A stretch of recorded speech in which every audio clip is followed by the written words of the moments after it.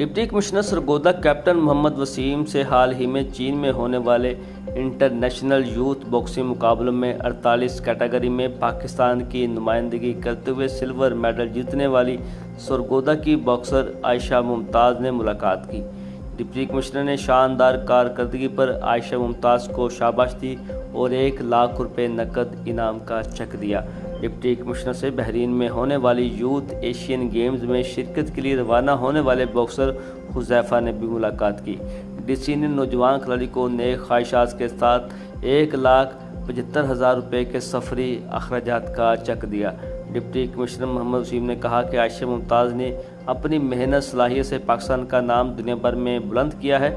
ضلع سرگودا کو اپنی اس بیٹی پر فخر ہے اور یہ ہماری نئی نسل کے لیے ایک شاندار مثال ہے۔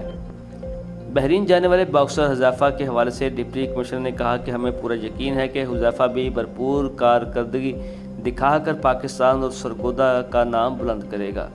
زیر انتظامیہ ایسے نوجوانوں کی سرپرستی جاری رکھے گی اور کامیابی کی صورت میں مزید انعامات سے بھی نوازے گی۔